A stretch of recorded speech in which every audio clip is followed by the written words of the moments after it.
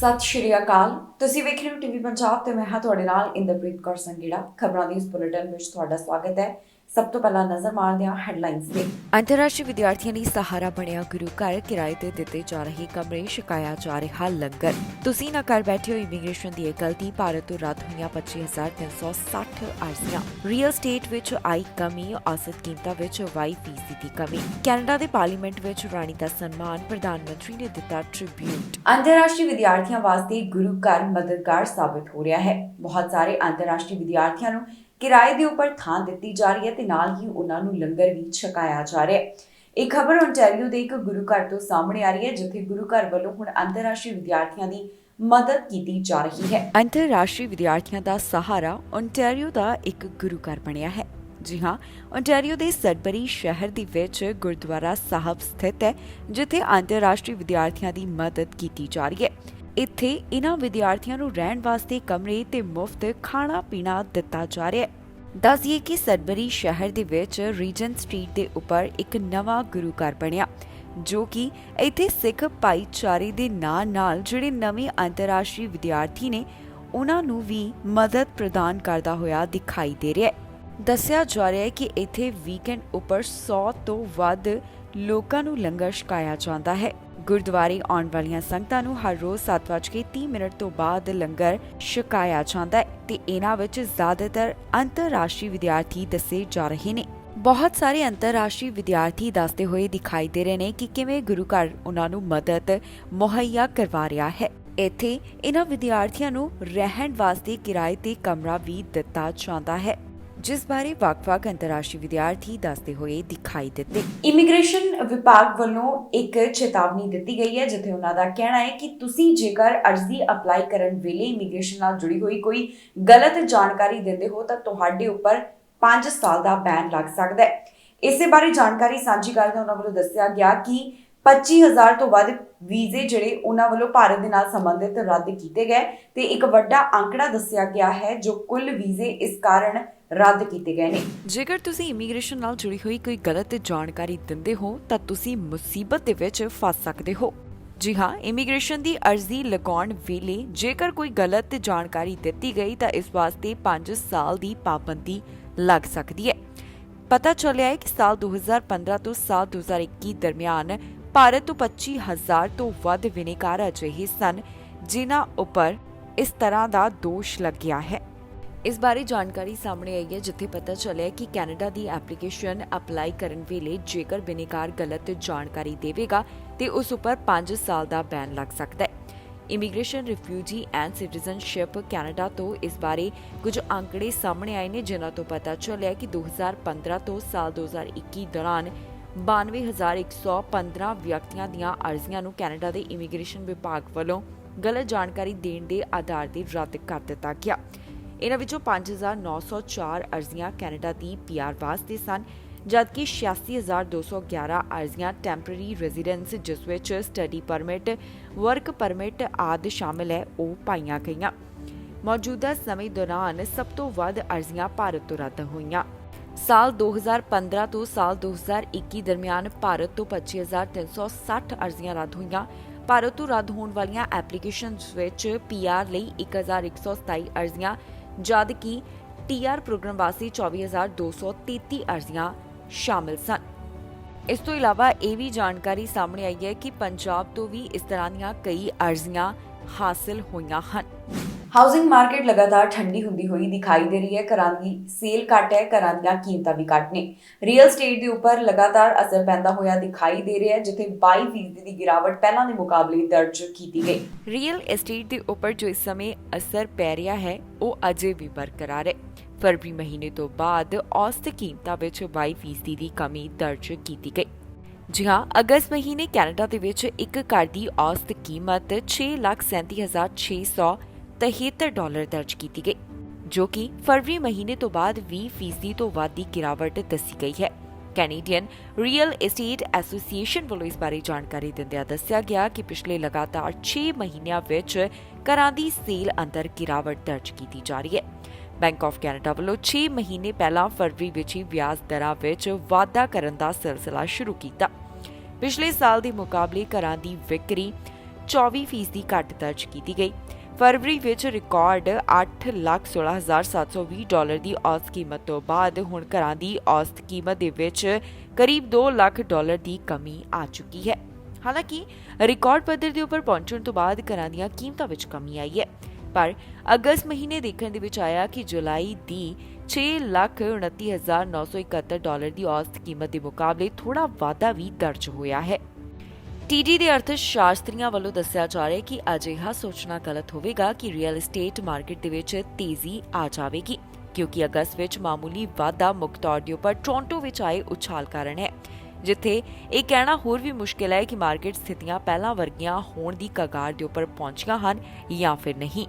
ਜ਼ਿਕਰਯੋਗ ਹੈ ਕਿ ਬੈਂਕ ਆਫ ਕੈਨੇਡਾ ਵੱਲੋਂ ਲਗਾਤਾਰ ਵਿਆਜ ਦਰਾਂ ਦੇ ਵਿੱਚ ਵਾਧਾ ਕੀਤਾ ਜਾ ਰਿਹਾ ਹੈ, ਜਿਸ ਤੋਂ ਬਾਅਦ ਇਹ ਘਰਾਂ ਦੀ ਸੇਲ ਦੇ ਉੱਪਰ ਵੀ ਅਸਰ ਪਾਉਂਦਾ ਹੋਇਆ ਦਿਖਾਈ ਦੇ ਰਿਹਾ ਹੈ। ਪਹਿਲਾਂ ਦੇ ਮੁਕਾਬਲੇ ਹਾਊਸਿੰਗ ਮਾਰਕੀਟ ਕਾਫੀ ਠੰਡੀ ਪੈ ਚੁੱਕੀ ਹੈ। ਘਰਾਂ ਦੀ ਸੇਲ ਵੀ ਹੇਠਾਂ ਆਈ ਹੈ ਤੇ ਇਸ ਤੋਂ ਇਲਾਵਾ ਘਰਾਂ ਦੀਆਂ ਕੀਮਤਾਂ ਵਿੱਚ ਵੀ ਗਿਰਾਵਟ ਦਰਜ ਕੀਤੀ ਜਾ ਰਹੀ ਹੈ। ਹੁਣ ਚਾਹੇ ਘਰਾਂ ਦੀ ਕੀਮਤ ਘੱਟ ਹੈ, ਪਰ ਫਿਰ ਵੀ ਘਰ ਖਰੀਦਣ ਵਾਲਿਆਂ ਵਿੱਚ ਉਨੀ ਰੁਚੀ ਨਹੀਂ ਦਿਖਾਈ ਦੇ ਰਹੀ ਜਿਸ ਤਰ੍ਹਾਂ ਪਹਿਲਾਂ ਨਜ਼ਰ ਆ ਰਹੀ ਸੀ। ਮਹਾਰਾਣੀ ਐਲਿਜ਼ਾਬੈਥ ਨੂੰ ਕੈਨੇਡਾ ਦੀ ਪਾਰਲੀਮੈਂਟ ਵਿੱਚ ਸਨਮਾਨ ਦਿੱਤਾ ਗਿਆ। ਪ੍ਰਧਾਨ ਮੰਤਰੀ Justin Trudeau house of Commons ਦੇ ਵਿੱਚ ਮਹਾਰਾਣੀ ਨੂੰ ਟ੍ਰਿਬਿਊਟ ਦਿੰਦੇ ਹੋਏ ਦਿਖਾਈ ਦਿੱਤੇ, ਜਿੱਥੇ ਉਹਨਾਂ ਵੱਲੋਂ ਮਹਾਰਾਣੀ ਬਾਰੇ ਗੱਲਾਂ ਕੀਤੀਆਂ। ਕੈਨੇਡਾ ਦੀ ਪਾਰਲੀਮੈਂਟ ਵਿੱਚ ਕੁਈਨ ਐਲਿਜ਼ਾਬੈਥ ਨੂੰ ਖਾਸ ਸਨਮਾਨ ਦਿੱਤਾ ਗਿਆ। ਜੀ ਹਾਂ, ਹਾਊਸ ਆਫ ਕਾਮਨਸ ਦੇ ਵਿੱਚ ਉਹਨਾਂ ਨੂੰ ਟ੍ਰਿਬਿਊਟ ਦਿੱਤਾ ਗਿਆ, ਜਿੱਥੇ ਪ੍ਰਧਾਨ ਮੰਤਰੀ ਜਸਟਿਨ ਟਰੂਡੋ ਬੋਲਦੇ ਹੋਏ ਦਿਖਾਈ ਦਿੱਤੇ। ਪ੍ਰਧਾਨ ਮੰਤਰੀ ਵੱਲੋਂ ਇਸ ਸੰਬੰਧੀ ਵੀਡੀਓ ਆਪਣੇ ਸੋਸ਼ਲ ਮੀਡੀਆ ਪਲੇਟਫਾਰਮ ਦੇ ਉੱਪਰ ਵੀ ਸਾਂਝੀ ਕੀਤੀ ਗਈ ਹੈ, ਜਿੱਥੇ ਉਹ ਕੁਈਨ ਐਲਿਜ਼ਾਬੈਥ ਨੂੰ ਹਾਊਸ ਆਫ ਕਾਮਨਸ ਦੇ ਵਿੱਚ ਟ੍ਰਿਬਿਊਟ ਦਿੰਦੇ ਹੋਏ ਦਿਖਾਈ ਦਿੱਤੇ। I was extraordinarily fortunate to have known Her Majesty throughout my life.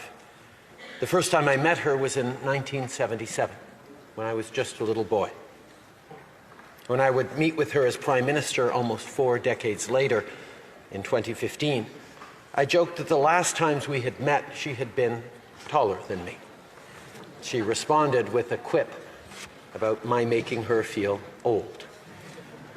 Her sense of humor was one of her many great qualities, and one of the many reasons why she was one of my favorite people in the world.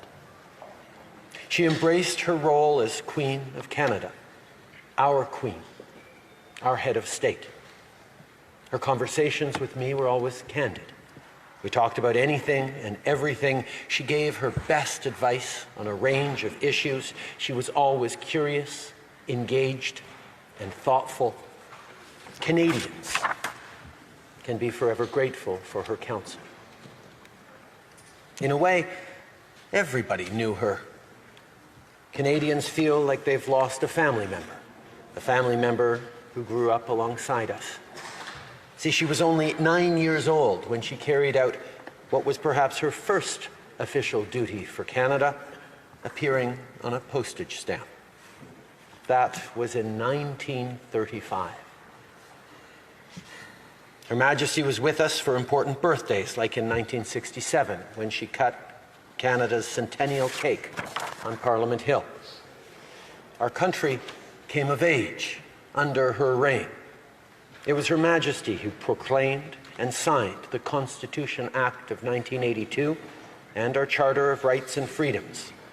These pillars of our democracy help uphold the stability of our country and keep us free. British Columbia ਵਿੱਚ ਨਸ਼ੇ ਦੀ overdose ਕਾਰਨ 100 ਤੋਂ ਵੱਧ ਮੌਤਾਂ ਹੋ ਗਈਆਂ। 190 ਦੇ ਕਰੀਬ ਅਡਲਟਸ ਦੀ ਜਾਨ ਗਈ ਹੈ ਤੇ 2 ਬੱਚਿਆਂ ਦੀ ਮੌਤ ਹੋਣ ਦੇ ਬਾਰੇ ਵੀ ਜਾਣਕਾਰੀ ਸਾਹਮਣੇ ਆਈ ਹੈ। ਪਹਿਲਾਂ ਦੇ ਮੁਕਾਬਲੇ ਇਸ ਦੇ ਵਿੱਚ ਹਲਕੀ ਗਿਰਾਵਟ ਜ਼ਰੂਰ ਦੇਖੀ ਗਈ ਹੈ, ਪਰ ਜੁਲਾਈ ਮਹੀਨੇ ਬਾਰੇ ਅੰਕੜਾ ਹੈਰਾਨ ਕਰਨ ਵਾਲਾ ਹੈ। ਇੱਕ ਮਹੀਨੇ ਵਿੱਚ ਨਸ਼ੇ ਦੀ ਓਵਰਡੋਜ਼ ਨੇ 190 ਅਡਲਟਸ ਅਤੇ 2 ਬੱਚਿਆਂ ਦੀ ਜਾਨ ਲੈ ਲਈ। ਜੀ ਹਾਂ, ਬ੍ਰਿਟਿਸ਼ ਕੋਲੰਬੀਆ ਤੋਂ ਇਹ ਖਬਰ ਸਾਹਮਣੇ ਆ ਰਹੀ ਹੈ, ਜਿੱਥੇ ਟੌਕਸਿਕ ਡਰੱਗ ਦੇ ਕਾਰਨ ਜੁਲਾਈ ਮਹੀਨੇ ਦੌਰਾਨ 190 ਅਡਲਟਸ ਦੀ ਜਾਨ ਚਲੀ ਗਈ ਹੈ। ਇਸ ਬਾਰੇ report British Columbia coroners service ਵੱਲੋਂ ਜਾਰੀ ਕੀਤੀ ਗਈ, ਜਿੱਥੇ ਉਹਨਾਂ ਵੱਲੋਂ ਜੁਲਾਈ ਮਹੀਨੇ ਬਾਰੇ ਦੱਸਿਆ ਤੇ ਇਹ ਗੱਲ ਸਪਸ਼ਟ ਕੀਤੀ ਗਈ ਹੈ ਕਿ ਨਸ਼ੇ ਦੀ ਓਵਰਡੋਜ਼ ਦੇ ਕਾਰਨ ਰੋਜ਼ਾਨਾ 6 ਲੋਕਾਂ ਦੀ ਮੌਤ ਹੋ ਰਹੀ ਹੈ। ਕੁੱਲ ਮਿਲਾ ਕੇ 190 ਅਡਲਟਸ ਅਤੇ 2 ਬੱਚੇ ਜਿਨ੍ਹਾਂ ਦੀ ਉਮਰ 19 ਸਾਲ ਤੋਂ ਹੇਠਾਂ ਦੱਸੀ ਗਈ, ਉਹਨਾਂ ਦੀ ਇਸ ਕਾਰਨ ਜਾਨ ਚਲੀ ਗਈ। ਜੁਲਾਈ 2021 ਦੇ ਬਾਰੇ ਜੋ ਅੰਕੜਾ ਜਾਰੀ ਕੀਤਾ ਗਿਆ, ਉਸ ਵਿੱਚ ਇਹ ਮੌਤਾਂ ਦਾ ਅੰਕੜਾ 199 ਸੀ, ਪਿਛਲੇ ਸਾਲ ਦੀ ਤੁਲਨਾ ਵਿੱਚ ਇਸ ਸਾਲ ਮੌਤ ਦੇ ਮਾਮਲਿਆਂ ਦੇ ਵਿੱਚ ਗਿਰਾਵਟ ਦਰਜ ਕੀਤੀ ਗਈ ਹੈ। ਪਰ ਇਹ ਵੀ ਸਪਸ਼ਟ ਕੀਤਾ ਗਿਆ ਹੈ ਕਿ ਜੂਨ ਮਹੀਨੇ 147 ਮੌਤਾਂ ਇਸ ਇਲਿਸਿਟ ਡਰੱਗ ਦੇ ਕਾਰਨ ਹੋਈਆਂ ਸਨ।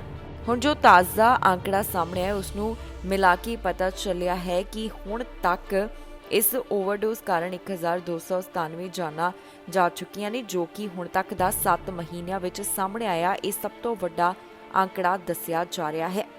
ਜਿਨ੍ਹਾਂ ਨੇ ਇਸ ਇਲਿਸਿਟ ਡਰੱਗ ਦੇ ਕਾਰਨ ਜਾਨ ਗਵਾ ਦਿੱਤੀ ਉਹਨਾਂ ਦੀ ਜ਼ਿਆਦਾਤਰ ਉਮਰ 19 ਤੋਂ 59 ਸਾਲ ਦੇ ਵਿਚਕਾਰ ਦੱਸੀ ਜਾ ਰਹੀ ਹੈ। 36 ਲੋਕ ਉਹ ਸਨ ਜਿਨ੍ਹਾਂ ਦੀ ਉਮਰ 19 ਤੋਂ 29 ਸਾਲ ਦੇ ਕਰੀਬ ਦੱਸੀ ਗਈ। 30 ਸਾਲ ਦੇ ਨੇੜੇ 36 ਲੋਕ ਅਤੇ 40 ਸਾਲ ਦੇ ਨੇੜੇ 40, 50 ਸਾਲ ਦੇ ਨੇੜੇ 46 ਦੀ ਗਿਣਤੀ ਦੱਸੀ ਗਈ ਹੈ। ਇਨ੍ਹਾਂ ਅੰਕੜਿਆਂ ਦੇ ਵਿੱਚ ਸਪਸ਼ਟ ਕੀਤਾ ਗਿਆ ਕਿ ਜ਼ਿਆਦਾਤਰ ਜੁਲਾਈ ਮਹੀਨੇ ਇਸ ਕਾਰਨ ਵੈਨਕੂਵਰ ਕੋਸਟਲ ਹੈਲਥ ਵਿੱਚ ਮੌਤਾਂ ਹੋਈਆਂ ਹਨ, ਜਿੱਥੇ 60 ਲੋਕਾਂ ਦੀ ਮੌਤ ਦੇ ਬਾਰੇ ਦੱਸਿਆ ਗਿਆ। ਫਰੇਜ਼ਰ ਹੈਲਥ ਤੋਂ ਇਹ ਅੰਕੜਾ 50 ਦਾ, ਇੰਟੀਰੀਅਰ ਹੈਲਥ ਤੋਂ 37 ਦਾ, ਆਈਲੈਂਡ ਹੈਲਥ ਤੋਂ 32 ਦਾ, ਨਾਰਦਰਨ ਹੈਲਥ ਤੋਂ 13 ਦਾ ਸਪਸ਼ਟ ਕੀਤਾ ਗਿਆ। ਸਾਲ 2022 ਦੇ ਇਸ ਅੰਕੜੇ ਦੇ ਵਿੱਚ ਫੈਂਟਨਲ ਨੂੰ 82% ਜ਼ਿੰਮੇਵਾਰ ਮੰਨਿਆ ਜਾ ਰਿਹਾ ਹੈ। 에ਅਰ ਕੈਨੇਡਾ ਹੁਣ ਯਾਤਰੀਆਂ ਨੂੰ ਮੁਆਵਜ਼ਾ ਦੇਵੇਗੀ। ਜੀ ਹਾਂ, ਇਹ ਆਰਡਰ 에ਅਰ ਕੈਨੇਡਾ ਨੂੰ ਜਾਰੀ ਕਰ ਦਿੱਤਾ ਗਿਆ। ਦਰਅਸਲ 2 ਜਾਣਿਆਂ ਦੀ ਉਡਾਨ ਸਟਾਫ ਦੀ ਕਮੀ ਕਾਰਨ ਰੱਦ ਹੋਈ, ਜਿਸ ਤੋਂ ਬਾਅਦ ਹੁਣ ਇਹ ਗੱਲ ਕਹੀ ਜਾ ਰਹੀ ਹੈ ਕਿ ਨਾ ਯਾਤਰੀਆਂ ਨੂੰ $2000 ਮੁਆਵਜ਼ਾ ਦਿੱਤਾ ਜਾਵੇਗਾ। ਜਿਹੜੇ ਯਾਤਰੀਆਂ ਦੀ ਫਲਾਈਟ ਰੱਦ ਹੋਵੇਗੀ ਉਹਨਾਂ ਨੂੰ $2000 ਦਾ ਮੁਆਵਜ਼ਾ ਦੇਣ ਸੰਬੰਧੀ ਨਿਰਦੇਸ਼ 에ਅਰ ਕੈਨੇਡਾ ਨੂੰ ਜਾਰੀ ਕੀਤਾ ਗਿਆ ਹੈ। ਜੀ ਹਾਂ, ਕੈਨੇਡਾ ਦੇ ਟਰਾਂਸਪੋਰਟ ਰੈਗੂਲੇਟਰ ਵੱਲੋਂ 2 ਯਾਤਰੀਆਂ ਦਾ ਪੱਖ ਸੁਣਿਆ ਗਿਆ, ਜਿਸ ਵਿੱਚ ਉਹਨਾਂ ਨੇ ਫੈਸਲਾ ਸੁਣਾਇਆ ਹੈ ਕਿ 에ਅਰਲਾਈਨ ਨੂੰ ਮੁਆਵਜ਼ਾ। ਹਾਲ ਹੀ 'ਚ ਇੱਕ ਅਜਿਹਾ ਮਾਮਲਾ ਸਾਹਮਣੇ ਆਇਆ ਜਿੱਥੇ ਇਸ ਗੱਲ ਨੂੰ ਲੈ ਕੇ ਚਰਚਾ ਛਿੜ ਗਈ ਕਿ ਫਲਾਈਟ ਰੱਦ ਹੋਣ ਦੇ ਕਾਰਨ ਯਾਤਰੀਆਂ ਨੂੰ ਮੁਆਵਜ਼ਾ ਦੇਣਾ ਚਾਹੀਦਾ ਹੈ ਜਾਂ ਫਿਰ ਨਹੀਂ। ਇਸ ਬਾਰੇ ਜੋ ਫੈਸਲਾ ਸਾਹਮਣੇ ਆਇਆ ਉਸ ਵਿੱਚ ਕੈਨੇਡੀਅਨ ਟਰਾਂਸਪੋਰਟ ਏਜੰਸੀ ਨੇ 에ਅਰ ਕੈਨੇਡਾ ਨੂੰ ਨਿਰਦੇਸ਼ ਦਿੱਤੇ ਹਨ ਕਿ ਉਹ ਹਵਾਈ ਯਾਤਰੀ ਲਿਜ਼ਾ ਅਤੇ ਉਹਨਾਂ ਦੇ ਬੇਟੇ ਨੂੰ $1000 ਦਾ ਮੁਆਵਜ਼ਾ ਦੇਵੇ। ਦੱਸ ਦਈਏ ਕਿ ਪਿਛਲੇ ਸਾਲ ਅਗਸਤ ਦੇ ਵਿੱਚ ਇਹਨਾਂ ਯਾਤਰੀਆਂ ਨੇ ਫੋਰਟ ਸੇਂਟ ਜੌਨ ਤੋਂ ਹੈਲੀਫੈਕਸ ਦੀ ਫਲਾਈਟ ਬੁੱਕ ਕੀਤੀ ਸੀ, ਜੋ ਕਿ ਰੱਦ ਹੋ ਗਈ ਅਤੇ ਇਹ ਯਾਤਰੀ ਆਪਣੇ ਘਰ ਕਰੀਬ 16 ਘੰਟੇ ਦੀ ਦੇਰੀ ਨਾਲ ਪਹੁੰਚੇ। 에ਅਰ ਕੈਨੇਡਾ ਵੱਲੋਂ ਯਾਤਰੀਆਂ ਨੂੰ ਦੱਸਿਆ ਗਿਆ ਕਿ ਜੋ ਫਲਾਈਟ ਰੱਦ ਹੋਈ ਹੈ ਉਸ ਦੇ ਪਿੱਛੇ ਕਾਰਨ ਹੈ ਕੋਵਿਡ-19 ਸੰਬੰਧੀ ਕ੍ਰਿਊ ਦੀ ਘਾਟ, ਜਿਸ ਕਾਰਨ ਉਹਨਾਂ ਨੂੰ ਇਸ ਤਰ੍ਹਾਂ ਦੀ ਸਮੱਸਿਆ ਦਾ ਸਾਹਮਣਾ ਕਰਨਾ ਪਿਆ। 에ਅਰਲਾਈਨ ਦਾ ਇਹ ਜਵਾਬ ਆਉਣ ਤੋਂ ਬਾਅਦ ਲਿਜ਼ਾ ਇਸ ਮਾਮਲੇ ਨੂੰ ਲੈ ਕੇ ਸੀਟੀਏ ਕੋਲ ਗਈ। ਲਿਜ਼ਾ ਵੱਲੋਂ ਦੱਸਿਆ ਗਿਆ ਕਿ ਸਟਾਫ ਦੀ ਕਮੀ ਅਤੇ ਉਡਾਨ ਸੰਬੰਧੀ ਹੋਰ ਆਪਰੇਸ਼ਨ ਦਾ ਪ੍ਰਬੰਧ ਕਰਨਾ ਕੰਪਨੀ ਦੀ ਜ਼ਿੰਮੇਵਾਰੀ ਬਣਦੀ ਹੈ। ਹੁਣ ਲਿਜ਼ਾ ਦੇ ਹੱਕ ਦੇ ਵਿੱਚ ਜੋ ਫੈਸਲਾ ਸਾਹਮਣੇ ਆਇਆ ਉਸ ਤੋਂ ਬਾਅਦ ਲਿਜ਼ਾ ਨੇ ਸੀਟੀਏ ਦੇ ਫੈਸਲੇ ਤੇ ਖੁਸ਼ੀ ਦਾ ਪ੍ਰਗਟਾਵਾ ਕੀਤਾ ਹੈ, ਪਰ ਉਹਨਾਂ ਨੇ ਇਸ ਦੇ ਬਹੁਤੇ ਅਸਰਦਾਰ ਹੋਣ ਦੇ ਉੱਪਰ ਵੀ ਕਈ ਤਰ੍ਹਾਂ ਦੇ ਸਵਾਲ ਖੜੇ ਕੀਤੇ ਹਨ।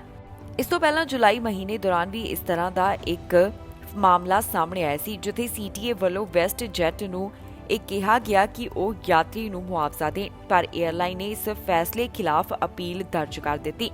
에ਅਰਲਾਈਨ ਦਾ ਕਹਿਣਾ ਹੈ ਕਿ ਸੀਟੀਏ ਦੇ ਫੈਸਲੇ ਵਿੱਚ ਨੁਕਸ ਹੈ ਤੇ ਇਹ ਫੈਸਲਾ ਸਹੀ ਨਹੀਂ। ਇਸੇ ਨੂੰ ਧਿਆਨ ਵਿੱਚ ਰੱਖਦਿਆਂ ਲੀਜ਼ਾ ਵੱਲੋਂ ਕਈ ਤਰ੍ਹਾਂ ਦੇ ਸਵਾਲ ਖੜੇ ਕੀਤੇ ਗਏ ਹਨ।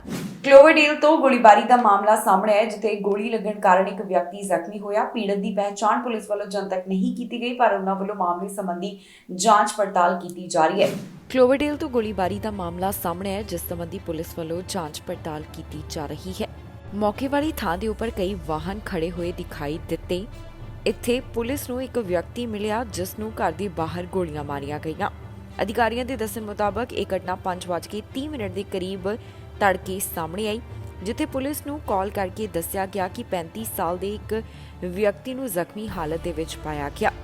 ਇਹ ਜ਼ਖਮੀ 5800 ਐਂਗਸ ਪਲੇਸ ਦੇ ਬਲਾਕ ਵਿੱਚ ਮਿਲਿਆ। ਇਸ ਦੌਰਾਨ ਪੁਲਿਸ ਅਧਿਕਾਰੀ ਜਦੋਂ ਮੌਕੇ ਵਾਲੀ ਥਾਂ ਦੇ ਉੱਪਰ ਪਹੁੰਚੇ ਤਾਂ ਉਹਨਾਂ ਨੇ ਦੇਖਿਆ ਕਿ ਇਸ ਵਿਅਕਤੀ ਨੂੰ ਗੋਲੀਆਂ ਲੱਗੀਆਂ ਹੋਈਆਂ ਸਨ। ਸਰੀ ਆਰਸੀਐਮਪੀ ਵੱਲੋਂ ਇਸ ਘਟਨਾ ਸੰਬੰਧੀ ਨਿਊਜ਼ ਰਿਲੀਜ਼ ਜਾਰੀ ਕੀਤੀ ਗਈ ਹੈ, ਜਿੱਥੇ ਉਹਨਾਂ ਨੇ ਦੱਸਿਆ ਕਿ ਇਸ ਵਿਅਕਤੀ ਨੂੰ ਜ਼ਖਮੀ ਹਾਲਤ ਵਿੱਚ ਹਸਪਤਾਲ ਭਰਤੀ ਕਰਵਾਇਆ ਗਿਆ, ਜਿਸ ਨੂੰ ਗੋਲੀਆਂ ਲੱਗੀਆਂ ਨੇ। ਫਿਲਹਾਲ ਪੁਲਿਸ ਵੱਲੋਂ ਇਸ ਪੀੜਤ ਦੀ ਪਹਿਚਾਣ ਜਨਤਕ ਨਹੀਂ ਕੀਤੀ ਗਈ ਤੇ ਨਾ ਹੀ ਸਸਪੈਕਟ ਬਾਰੇ ਕੁਝ ਦੱਸਿਆ ਗਿਆ। ਪੁਲਿਸ ਦਾ ਕਹਿਣਾ ਹੈ ਕਿ ਉਹ ਪਤਾ ਲਗਾਉਣ ਦੀ ਕੋਸ਼ਿਸ਼ ਕਰ ਰਹੇ ਹਨ ਕਿ ਸਸਪੈਕਟ ਵੱਲੋਂ ਗੋਲੀਬਾਰੀ ਦੀ ਇਸ ਘਟਨਾ ਨੂੰ ਅੰਜਾਮ ਕਿਉਂ ਦਿੱਤਾ ਗਿਆ, ਕਿਉਂਕਿ ਇਸ ਦੇ ਕਾਰਨ ਅਜੇ ਤੱਕ ਨਹੀਂ ਪਤਾ ਲੱਗ ਸਕੇ। ਇਸ ਤੋਂ ਇਲਾਵਾ ਉਹਨਾਂ ਵੱਲੋਂ ਅਪੀਲ ਕੀਤੀ ਗਈ ਹੈ ਕਿ ਜੇਕਰ ਕਿਸੇ ਨੂੰ ਵੀ ਮਾਮਲੇ ਸੰਬੰਧੀ ਕੋਈ ਜਾਣਕਾਰੀ ਹੋਵੇ ਜਾਂ ਫਿਰ ਕਿਸੇ ਕੋਲ ਫੁਟੇਜ ਹੋਵੇ ਤਾਂ RCMP ਨਾਲ 6045990502 ਦੇ ਉੱਪਰ ਕਾਲ ਕਰਕੇ ਜਾਣਕਾਰੀ ਸਾਂਝੀ ਕੀਤੀ ਜਾ ਸਕਦੀ ਹੈ। ਫਿਲਹਾਲ ਮਾਮਲੇ ਦੀ ਇਨਵੈਸਟੀਗੇਸ਼ਨ ਜਾਰੀ ਹੈ। ਯੂਕਰੇਨ ਦੇ ਰਾਸ਼ਟਰਪਤੀ ਨਾਲ ਹਾਦਸਾ ਵਾਪਰਿਆ। ਉਹਨਾਂ ਦਾ ਵਾਹਨ ਦੂਸਰੇ ਵਾਹਨ ਦੇ ਨਾਲ ਟਕਰਾਇਆ, ਜਿਸ ਤੋਂ ਬਾਅਦ ਦੱਸਿਆ ਜਾ ਰਿਹਾ ਕਿ ਉਹਨਾਂ ਨੂੰ ਬਹੁਤੀਆਂ ਸੱਟਾਂ ਨਹੀਂ ਆਈਆਂ। ਰਾਸ਼ਟਰਪਤੀ ਵੱਲੋਂ ਜੋ ਪ੍ਰਾਈਵੇਟ ਕਾਰ ਨੂੰ ਚਲਾਉਣ ਵਾਲਾ ਡਰਾਈਵਰ ਸੀ, ਉਸ ਨੂੰ ਹਸਪਤਾਲ ਦੇ ਵਿੱਚ ਵੀ ਭਰਤੀ ਕਰਵਾਇਆ ਗਿਆ। ਯੂਕਰੇਨ ਦੇ ਰਾਸ਼ਟਰਪਤੀ ਦੇ ਵਾਹਨ ਨਾਲ ਹਾਦਸਾ ਵਾਪਰਿਆ। ਇੱਥੇ ਕਾਰ ਕ੍ਰੈਸ਼ ਦੀ ਜਾਣਕਾਰੀ ਕੀਵ ਤੋਂ ਸਾਹਮਣੇ ਆ ਰਹੀ ਹੈ। ਅਧਿਕਾਰੀਆਂ ਵੱਲੋਂ ਦੱਸਿਆ ਗਿਆ ਕਿ ਇਸ ਹਾਦਸੇ ਦੇ ਵਿੱਚ ਯੂਕਰੇਨ ਦੇ ਰਾਸ਼ਟਰਪਤੀ ਗੰਭੀਰ ਜ਼ਖਮੀ ਨਹੀਂ ਹੋਏ। ਜੀ ਹਾਂ, ਕੀਵ ਵਿੱਚ ਯੂਕਰੇਨ ਦੇ ਰਾਸ਼ਟਰਪਤੀ ਦਾ ਵਾਹਨ ਟ੍ਰੈਫਿਕ ਐਕਸੀਡੈਂਟ ਦਾ ਸ਼ਿਕਾਰ ਹੋਇਆ, ਜਿਸ ਬਾਰੇ ਉਹਨਾਂ ਦੇ ਸਪੋਕਸਮੈਨ ਵੱਲੋਂ ਫੇਸਬੁੱਕ ਪੋਸਟ ਦੇ ਰਾਹੀਂ ਜਾਣਕਾਰੀ ਸਾਂਝੀ ਕੀਤੀ ਗਈ। ਫਿਲਹਾਲ ਉਹਨਾਂ ਵੱਲੋਂ ਇਹ ਤਾਂ ਨਹੀਂ ਦੱਸਿਆ ਗਿਆ ਕਿ ਇਹ ਹਾਦਸਾ ਕਦੋਂ ਵਾਪਰਿਆ, ਪਰ ਉਹਨਾਂ ਵੱਲੋਂ ਦੱਸਿਆ ਗਿਆ ਕਿ ਰਾਸ਼ਟਰਪਤੀ ਦੇ ਵਾਹਨ ਦੀ ਟੱਕਰ ਇੱਕ ਪ੍ਰਾਈਵੇਟ ਵਾਹਨ ਦੇ ਨਾਲ ਹੋਈ। ਉਹਨਾਂ ਵੱਲੋਂ ਦੱਸਿਆ ਗਿਆ ਕਿ ਹਾਦਸੇ ਦੇ ਵਿੱਚ ਰਾਸ਼ਟਰਪਤੀ ਨੂੰ ਹਲਕੀਆਂ ਸੱਟਾਂ ਆਈਆਂ ਨੇ, ਪਰ ਇਸ ਸੰਬੰਧੀ ਜਾਂਚ ਪੜਤਾਲ ਜਾਰੀ ਹੈ। ਇਹ ਵੀ ਦੱਸਿਆ ਗਿਆ ਕਿ ਜਿਹੜਾ ਡਰਾਈਵਰ ਪ੍ਰਾਈਵੇਟ ਕਾਰ ਚਲਾ ਰਿਹਾ ਸੀ, ਉਸ ਨੂੰ ਰਾਸ਼ਟਰਪਤੀ ਵੱਲੋਂ ਐਮਰਜੈਂਸੀ ਮਦਦ ਵੀ ਦਿੱਤੀ ਗਈ ਤਾਂ ਕਿ ਉਸ ਨੂੰ ਐਂਬੂਲੈਂਸ ਤੱਕ ਪਹੁੰਚਾਇਆ ਜਾ ਸਕੇ।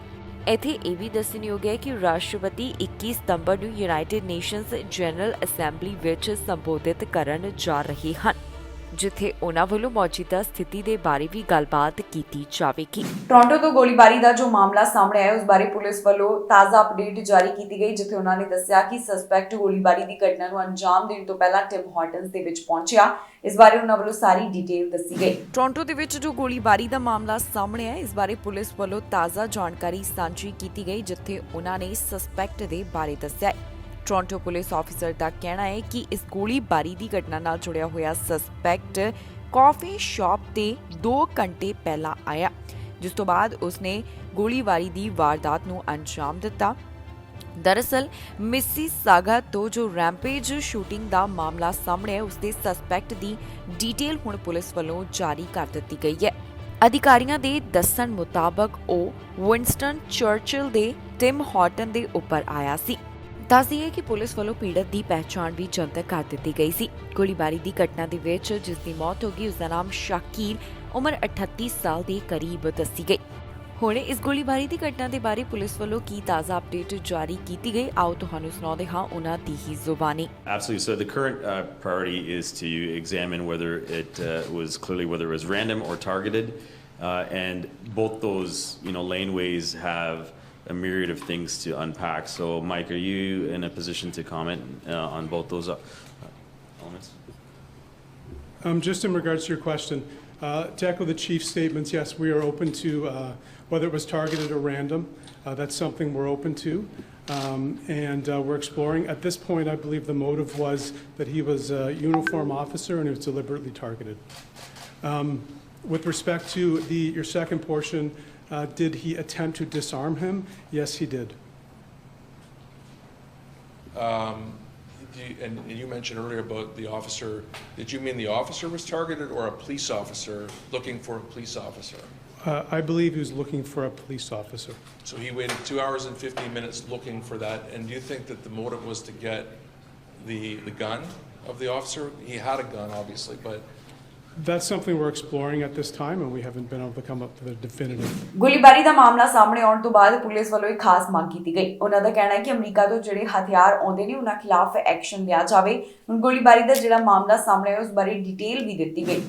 ਅਮਰੀਕਾ ਤੋਂ ਆਉਣ ਵਾਲੇ ਹਥਿਆਰਾਂ ਦੇ ਖਿਲਾਫ ਕਾਰਵਾਈ ਕਰਨੀ ਚਾਹੀਦੀ ਹੈ। ਇਹ ਮੰਗ ਹੁਣ ਹਾਲਟਨ ਪੁਲਿਸ ਦੇ ਚੀਫ ਵੱਲੋਂ ਕੀਤੀ ਗਈ। ਜੀ ਹਾਂ, ਉਹਨਾਂ ਦਾ ਕਹਿਣਾ ਹੈ ਕਿ ਟੋਰਾਂਟੋ ਦੇ ਵਿੱਚ ਜੋ ਗੋਲੀਬਾਰੀ ਦਾ ਮਾਮਲਾ ਸਾਹਮਣੇ ਆਇਆ, ਉਸ ਤੋਂ ਬਾਅਦ ਅਮਰੀਕਾ ਤੋਂ ਆਉਣ ਵਾਲੀਆਂ ਗਨਸ ਖਿਲਾਫ ਕਾਰਵਾਈ ਕਰਨ ਦੀ ਜ਼ਰੂਰਤ ਹੈ। ਦੱਸ ਦਈਏ ਕਿ GTA ਵਿੱਚ ਜੋ ਰੈਂਪੇਜ ਸ਼ੂਟਿੰਗ ਦਾ ਮਾਮਲਾ ਸਾਹਮਣੇ ਆਇਆ, ਉਸ ਵਿੱਚ ਕਈ ਜਾਣੇ ਜ਼ਖਮੀ ਹੋਏ ਤੇ ਕਈਆਂ ਦੀ ਮੌਤ ਵੀ ਹੋ ਗਈ। ਪੁਲਿਸ ਅਧਿਕਾਰੀਆਂ ਵੱਲੋਂ ਇਸ ਬਾਰੇ ਪ੍ਰੈਸ ਕਾਨਫਰੰਸ ਕਰਵਾਈ ਗਈ, ਜਿੱਥੇ ਉਹਨਾਂ ਨੇ ਮਾਮਲੇ ਸੰਬੰਧੀ ਜਾਣਕਾਰੀ ਸਾਂਝੀ ਕੀਤੀ ਤੇ ਨਾਲ ਹੀ ਉਹਨਾਂ ਵੱਲੋਂ ਗਨਸ ਖਿਲਾਫ ਐਕਸ਼ਨ ਦੀ ਵੀ ਮੰਗ ਕੀਤੀ ਗਈ ਹੈ। ਉਹਨਾਂ ਵੱਲੋਂ ਗਨਮੈਨ ਦਾ ਨਾਮ ਸ਼ੌਨ ਅਤੇ ਉਮਰ 40 ਸਾਲ ਦੇ ਕਰੀਬ ਦੱਸੀ ਗਈ, ਜਿਸ ਦੇ ਪਿਛਲੇ ਬੈਕਗ੍ਰਾਉਂਡ ਦੇ ਬਾਰੇ ਵੀ ਉਹ ਗੱਲਬਾਤ ਕਰਦੇ ਹੋਏ ਦਿਖਾਈ ਦਿੱਤੇ ਹਨ। ਇਸ ਬਾਰੇ ਹੁਣ ਹੋਰ ਕੀ ਅਧਿਕਾਰੀਆਂ ਵੱਲੋਂ ਡਿਟੇਲ ਦਿੱਤੀ ਗਈ ਤੇ ਕਿਉਂ ਉਹਨਾਂ ਨੇ ਹਥਿਆਰਾਂ ਉੱਪਰ ਐਕਸ਼ਨ ਲੈਣ ਦੀ ਮੰਗ ਕੀਤੀ ਹੈ, ਸੁਣਾਉਂਦੇ ਹਾਂ ਉਹਨਾਂ ਦੀ ਹੀ ਜ਼ੁਬਾਨੀ। At the time, Constable Hong was in Mississauga for a training day to instruct a motorcycle operations course that was sponsored by Peel Regional Police at one of our training facilities nearby. At the time of the incident, Constable Hong was on his lunch break and had offered to get his colleagues, who he was training with, coffee. This is when the suspect ambushed and shot him at close range. We have since learned that the suspect arrived at the location 2 hours and 15 minutes prior to the shooting of Officer Hong. In our media brief on Monday evening, we had shared information that another victim in Mississauga was transported to a local trauma center. What happened was, after the murder of Constable Hong, the suspect immediately fled the coffee shop across the road to an adjacent parking lot, shot and carjacked another victim, and stole a vehicle. That victim is now in stable condition, but has suffered life-altering injuries. We also reported on Monday evening that the same suspect then proceeded to the town of Milton in the region of Halton, where he shot 3 people. He killed one, injured another, and has left a third to fight for their life while he fled. America ਵਿੱਚ ਮੌਂਕੀਪੌਕਸ virus ਦੀ ਕੀ ਸਥਿਤੀ ਹੈ, ਇਸ ਬਾਰੇ ਤਾਜ਼ਾ ਜਾਣਕਾਰੀ ਸਾਹਮਣੇ ਆਈ, ਜਿੱਥੇ ਦੱਸਿਆ ਗਿਆ ਕਿ ਕਿਹੜੇ ਸੂਬੇ ਤੋਂ ਹੁਣ ਤੱਕ ਕਿੰਨੇ ਮਾਮਲੇ ਸਾਹਮਣੇ ਆ ਚੁੱਕੇ ਨੇ। ਇਸ ਬਾਰੇ ਸਾਰਾ ਅੰਕੜਾ ਪੇਸ਼ ਕੀਤਾ ਗਿਆ। ਮੌਂਕੀਪੌਕਸ ਵਾਇਰਸ ਦੀ ਅਮਰੀਕਾ ਵਿੱਚ ਕੀ ਸਥਿਤੀ ਹੈ, ਇਸ ਬਾਰੇ ਤਾਜ਼ਾ ਜਾਣਕਾਰੀ ਸਾਹਮਣੇ ਆਈ, ਜਿੱਥੇ ਦੱਸਿਆ ਗਿਆ ਕਿ ਹੁਣ ਤੱਕ ਕਿਹੜੇ ਸੂਬੇ ਤੋਂ ਕਿੰਨੇ ਮਾਮਲੇ ਸਾਹਮਣੇ ਆ ਚੁੱਕੇ ਨੇ।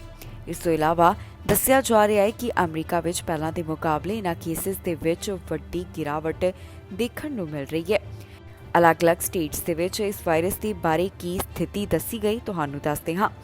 ਡਿਸਟ੍ਰਿਕਟ ਆਫ ਕੋਲੰਬੀਆ ਵਿੱਚ 473, ਨਿਊਯਾਰਕ ਵਿੱਚ 3694, ਜਾਰਜੀਆ ਵਿੱਚ 1614, ਕੈਲੀਫੋਰਨੀਆ ਵਿੱਚ 4300, ਫਲੋਰੀਡਾ ਵਿੱਚ 2301, ਮੈਰੀਲੈਂਡ ਵਿੱਚ 598, ਇਲੀਨੋਇਸ ਵਿੱਚ 1187, ਵਾਸ਼ਿੰਗਟਨ ਵਿੱਚ 535, ਨਿਊ ਜਰਸੀ ਵਿੱਚ 633, ਟੈਕਸਸ ਵਿੱਚ 2017, ਨੇਵਾਡਾ ਵਿੱਚ 204, ਰੋਡ ਆਈਲੈਂਡ ਵਿੱਚ 61, ਐਰੀਜ਼ੋਨਾ ਵਿੱਚ 399, ਪੈਂਸਿਲਵੇਨੀਆ ਵਿੱਚ 678, ਮੈਸਾਚੂਸੇਟ ਵਿੱਚ 356, ਵਰਜੀਨੀਆ ਵਿੱਚ 422, ਪੋਰਟੋਰੀਕੋ ਵਿੱਚ 155, ਲੁਜ਼ੀਆਨਾ ਵਿੱਚ 219, ਔਰੇਗਨ ਵਿੱਚ 183, ਨਾਰਥ ਕੈਰੋਲੀਨਾ ਵਿੱਚ 435, ਕੋਲੋਰਾਡੋ ਵਿੱਚ 235, ਯੂਟਾ ਵਿੱਚ 128, ਟੈਨੇਸੀ ਵਿੱਚ 239, ਇੰਡੀਆਨਾ ਵਿੱਚ 195,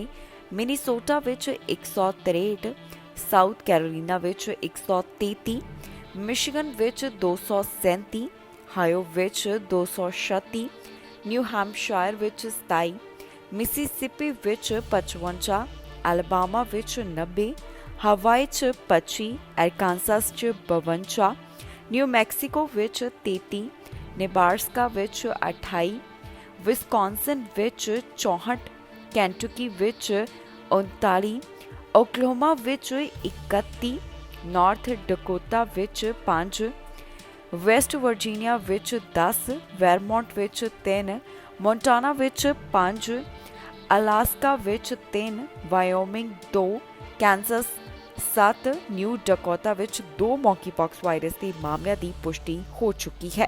ਇਸ ਦੇ ਨਾਲ ਹੀ ਜਾਂਦੇ ਇੱਕ ਵਾਰ ਫਿਰ ਤੋਂ ਨਜ਼ਰ ਮਾਰਦੇ ਹਾਂ ਹੈਡਲਾਈਨਸ ਤੇ। ਅੰਤਰਰਾਸ਼ਟਰੀ ਵਿਦਿਆਰਥੀਆਂ ਲਈ ਸਹਾਰਾ ਬਣਿਆ ਗੁਰੂ ਘਰ, ਕਿਰਾਏ ਤੇ ਦਿੱਤੇ ਜਾ ਰਹੇ ਕਮਰੇ, ਛਕਾਇਆ ਜਾ ਰਿਹਾ ਲੰਗਰ। ਤੁਸੀਂ ਨਾ ਕਰ ਬੈਠੇ ਹੋ ਇਮੀਗ੍ਰੇਸ਼ਨ ਦੀ ਇਹ ਗਲਤੀ, ਭਾਰਤ ਤੋਂ ਰੱਦ ਹੋਈਆਂ 25,360 ਅਰਜ਼ੀਆਂ। ਰੀਅਲ ਸਟੇਟ ਵਿੱਚ ਆਈ ਕਮੀ, ਔਸਤ ਕੀਮਤਾਂ ਵਿੱਚ 22% ਦੀ ਕਮੀ। ਕੈਨੇਡਾ ਦੇ ਪਾਰਲੀਮੈਂਟ ਵਿੱਚ ਰਾਣੀ ਦਾ ਸਨਮਾਨ, ਪ੍ਰਧਾਨ ਮੰਤਰੀ ਨੇ ਦਿੱਤਾ ਟ੍ਰਿਬਿਊਟ। ਖਬਰਾਂ ਦੇ ਇਸ ਬੁਲੇਟਿਨ ਵਿੱਚ ਨਹੀਂ, ਫਿਲਹਾਲ ਮੈਨੂੰ ਇੰਦਰਪ੍ਰੀਤ ਕੌਰ ਸੰਗੇੜਾ ਨੂੰ ਦਿਓ ਇਜਾਜ਼ਤ ਤੇ ਤੁਸੀਂ ਵੇਖਦੇ ਰਹੋ ਟੀਵੀ ਪੰਜਾਬ।